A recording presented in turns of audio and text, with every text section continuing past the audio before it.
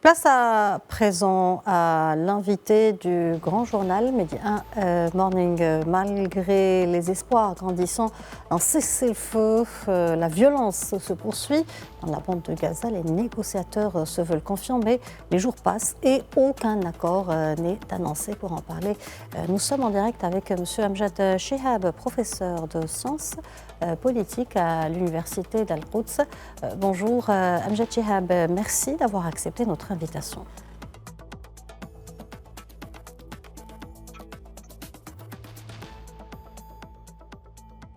Monsieur Amjad Chehab, bonjour. Bonjour. Merci d'avoir accepté notre invitation. Depuis plus d'un an, des médiations ont été engagées en vue d'un cessez-le-feu. De nouvelles négociations ont eu lieu en décembre 2024 à Doha, mais le Hamas palestinien et Israël se sont accusés mutuellement de les enrayer. Pourquoi les médiateurs éprouvent-ils des difficultés à négocier la paix entre Israël et le Hamas ?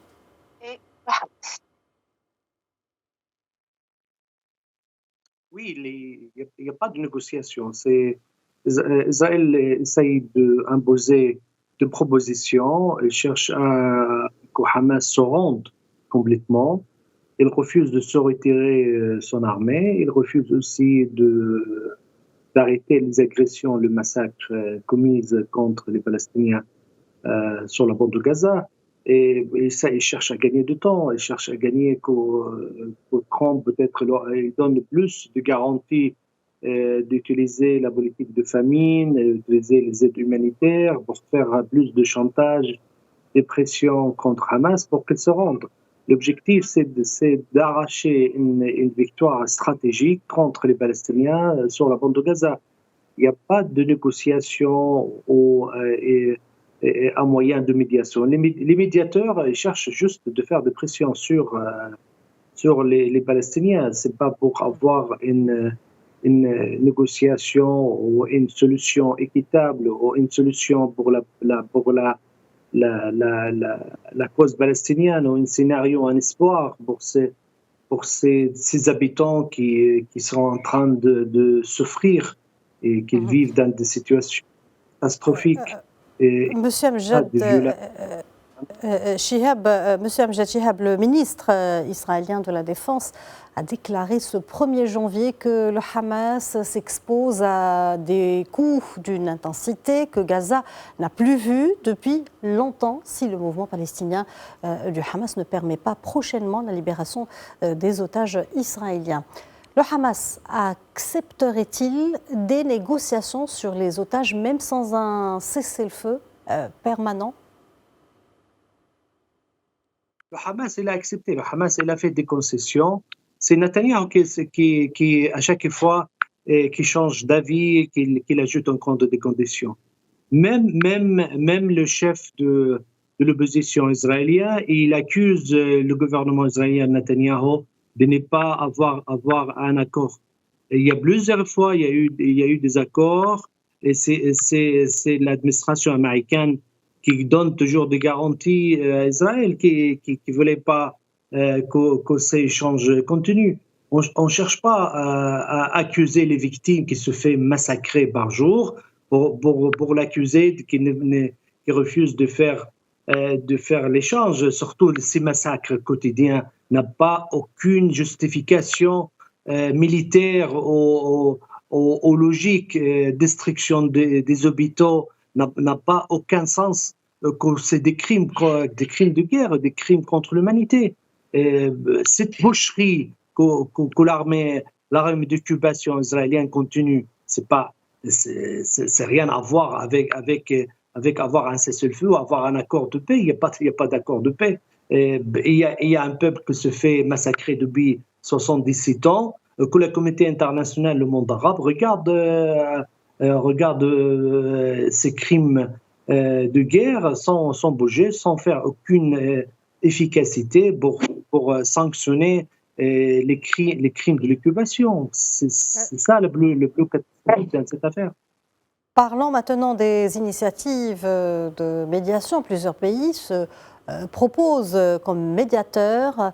Il s'agit de la Turquie, l'Égypte, la Jordanie, les États-Unis et le Qatar. Quel regard portez-vous sur le positionnement des principaux acteurs de médiation et sur leur pouvoir d'influence?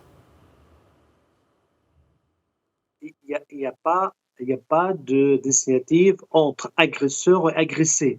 Il y a une incubation. Et sont où les initiatives?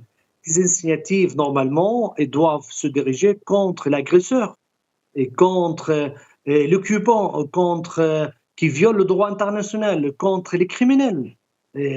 C'est illogique de ne pas avoir de sanctions économiques, de sanctions militaires, de sanctions diplomatiques contre des criminels de guerre. Jusqu'à maintenant, on ne voit pas. Et on voit une couverture des Américains contre tous ces crimes qui est en train de sacrifier même les valeurs de droit international. On est en train de sacrifier pour parler de logique de la plus forte. Et ça, on retourne à la logique du Moyen-Âge. Comment se traite avec les agresseurs, les colonisateurs qui sont en train de coloniser un peuple depuis 77 ans. C'est ça qui est l'absence de cette efficacité du comité international. On ne le voit pas du tout.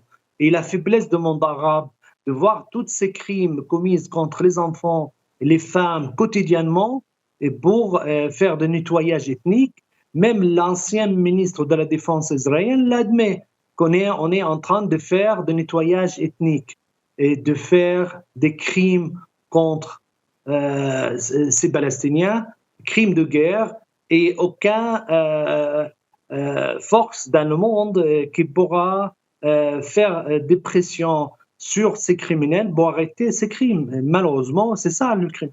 C'est pas, on ne parle pas des conflits entre deux armées, deux États. On parle des crimes commis contre un peuple qui n'a pas les moyens de se défendre, qui n'a pas des armées, qui n'a pas des chars, pas des avions pour se défendre.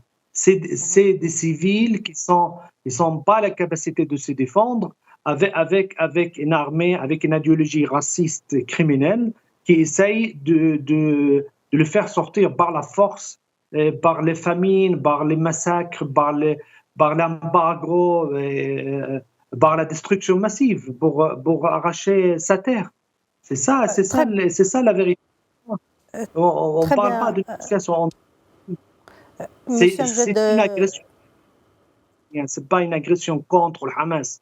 Les victimes chaque jour, c'est des civils. C'est pas de l'armée, c'est pas un champ de bataille. C'est un champ de destruction, de massacre.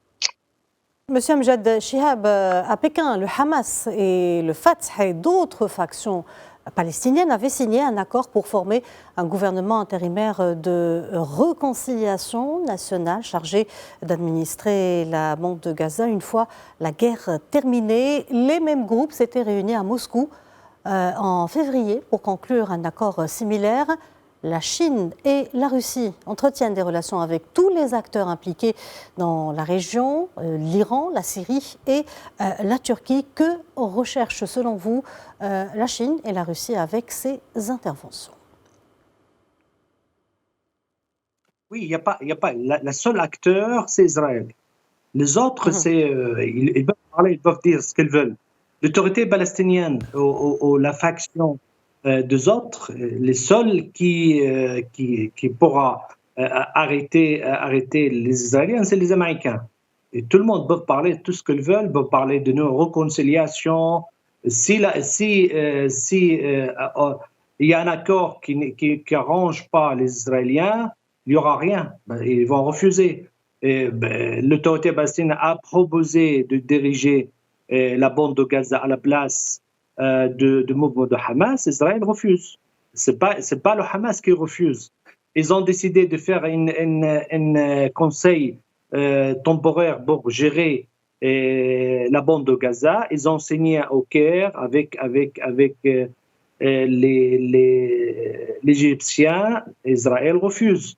Ils ont décidé que l'armée israélienne se retire par des étapes et que la guerre s'arrête par des étapes. Les Israéliens refusent. Les Américains, ils font de temps en temps de pression pour faire entrer des aides humanitaires, Israël refuse. Il utilise la bande de Gaza comme une carte de faire du chantage et de faire des pressions afin d'avoir le maximum des résultats et de dire à leur front intérieur sionisme qu'on a gagné, qu'on a fait une victoire. Et gagner contre qui? Faire une victoire écrasante contre qui? Contre ces pauvres Palestiniens de bande de Gaza. Et malheureusement, c'est ça qui se passe. Ce qui se passe, c'est une action qui fait une crise de moralité dans la communauté internationale jamais vue dans l'histoire. Sur le terrain, aucun répit, même pendant le réveillon. Au moins 25 personnes ont été tuées depuis le passage de l'année 2025 par 3 frappes israéliennes. Comment expliquer cette nouvelle escalade menée par l'armée israélienne? Israël n'a-t-elle pas encore atteint tous ses objectifs dans la bande de Gaza? Oui, ce n'est pas une escalade, c'est des massacres. C'est un carnage qu'ils sont en train de faire. Ce n'est pas une escalade, ce n'est pas de violence. C'est des agressions, des massacres qu'ils sont en train de se commettre. Et c'est reconnu par le tribunal international. On n'a jamais vu de massacre qu'on le voit en direct. On n'a pas besoin de preuves et ni des enquêteurs pour savoir ce qu'il fait l'armée de l'occupation. Et c'est quotidien depuis 14 mois, plus de 14 mois, et ça continue, ça n'arrête pas. Et l'objectif, c'est de faire du nettoyage ethnique. L'objectif, c'est le retour dans l'occupation directe de la bande de Gaza. L'objectif, c'est le retour à coloniser les territoires, ou les restes des territoires de la Palestine. Ça, c'est le projet de gouvernement d'extrême droite israélien, le gouvernement de fascisme. Et comme l'appellent beaucoup des députés à la Knesset israélien. C'est pas ce qui est arrivé hier et aujourd'hui, ce matin et même hier, c'est pas des choses nouvelles. Ça continue, ça n'arrête pas. La communauté internationale ne fait rien. Le monde arabe regarde, ne fait pas grand-chose.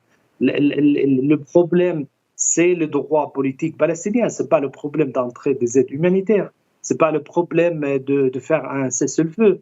Le problème, c'est d'avoir une solution équitable de la cause palestinienne qui